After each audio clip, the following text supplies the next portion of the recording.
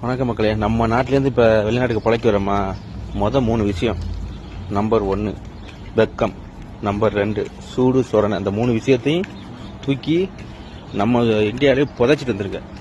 ஏன் சொல்றேன்னா, நான் அப்படிலாம் இருக்க மாட்டேன் அப்படி சொல்றவங்க யாரும் வராதிங்க. ஏன்னு சொல்றேன்னா, நானும் அப்படிதான் வயிறிக்காம ஊரில் ட்ரிங்க்ஸ் போட்டு சுற்றிட்டு தான் கிடந்தேன்.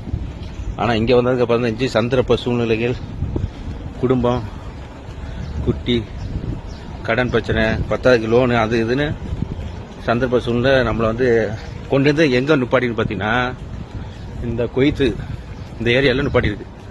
புரியுதா? இங்கே நிற்க ஒவ்வொரு வீட்டுக்கு அப்படி ஒரு 5 கார் இருக்கும். டெய்லி வாஷ் பண்ணணும். டே ஒன்று கார் வாஷ் பண்ணிட்டு நம்ம வேலை பார்த்துட்டு போயிட்டே இருக்க வேண்டியதான். இந்த வேலை முடிச்சுன்னா அடுத்த வேலை. புதுசாக வரவங்க யாருமே ஏஜென்ட் பேச்சை நம்பாதீங்க. அவன் சொல்கிற சம்பளம் ஒன்றா இருக்கும், இங்கே சம்பளம் வாங்குறது ஒரு இதாக இருக்கும். சரியா? எதுக்கு சொல்றேன், என்னோட வாழ்க்கையில நான் தனிப்பட்ட முறையில் அனுபவப்பட்டது உங்கள்கிட்ட சொல்றேன்.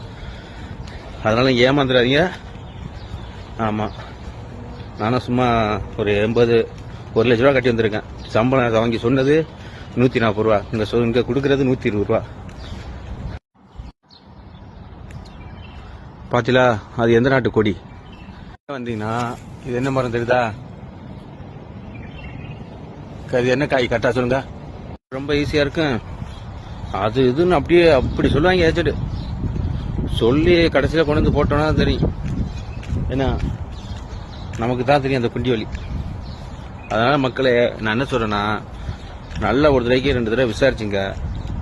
2வது, நம்ம தெரிஞ்சவங்க யாராச்சும் இங்கே வெளிநாட்டில் இருக்காங்களான்னு முதல்ல நல்லா விசாரிச்சுங்க. சரியா? நமக்கு அப்படி யாரும் இல்லை.